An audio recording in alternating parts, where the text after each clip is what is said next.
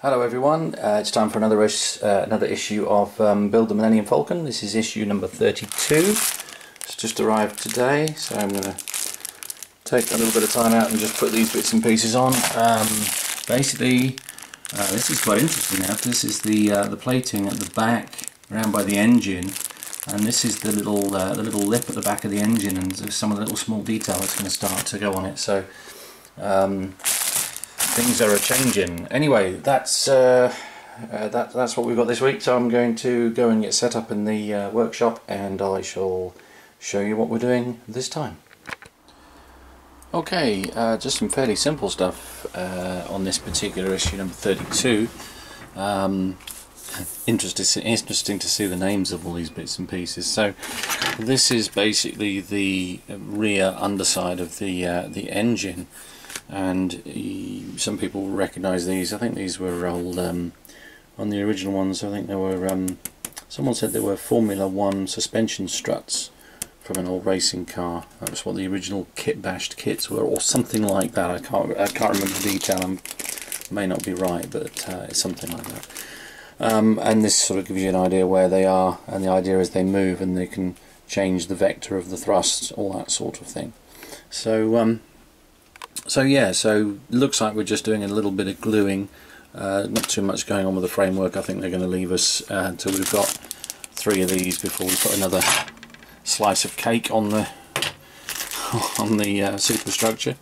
So right, so really just a little bit of fairly simple gluing by the look of it, but what I'll probably do is I'll glue it all up and then I'll paint it and light block it for later, because obviously this piece is going to be right at the end of that big glowy engine, so we don't want the light coming through in the wrong places. It wants to come through, yeah, you can just see it shining through there. So what I'm doing at the moment is I'm light blocking each piece as they come, as I showed you in the last video. So that's it for now. I'll come back to you shortly with some progress.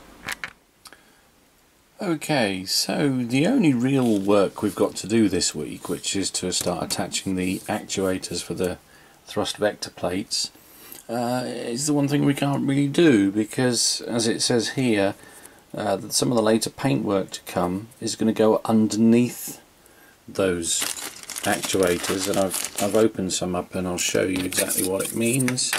Basically, these are going to fit on there like so, and they're quite right. If you want to add some colour to those plates that are sort of red and some are grey and a few are sort of dirty yellowish, then if we glue these in now, it's going to make it much harder to get under and paint underneath. And yes, we could put a little brush under there, we could get a brush underneath there and do it, but I'm thinking at this point, I'm thinking let's do what the instructions say. Let's wait, let's not attach these yet until we get this colouring done a little bit later on, and then we can put these over the top, because I think it would look neater. It's the proper way to do it, really, without being impatient and then having to redo it later or botch it later. So I'm thinking yes, we should perhaps leave those, unfortunately, because I always like to get on with something each week. But what I will do in the meantime, though, is at least what we can do at the moment is we can get some light blocking on these 2 pieces this week, even if we can't put these actuators on, so they can go in our little bag of bits to use later. I'm just literally going to mask the outside and prime, and then put some silver paint on the inside, just like I did in the previous couple of videos.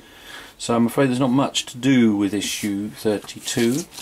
But what I might do is, I ordered some LEDs in the other day for another project I'm building. I'm building an X-Wing for somebody with light up engines, LED engines, and with little blinkies and lights in the dashboard or the cockpit.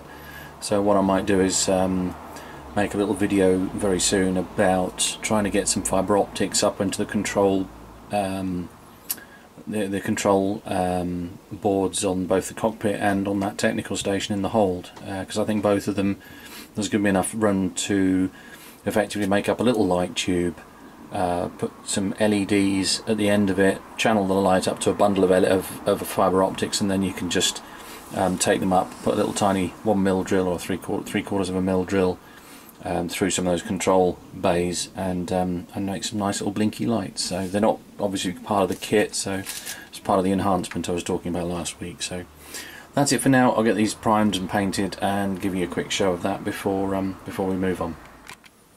Okay, that's the two pieces this week of the whole plating. They're now light blocked, and hopefully that's just nice and highly reflective coat on the inside, just like the last ones, and hopefully there's no paint on the outside. I'll pull that back in a minute. I'll have a look.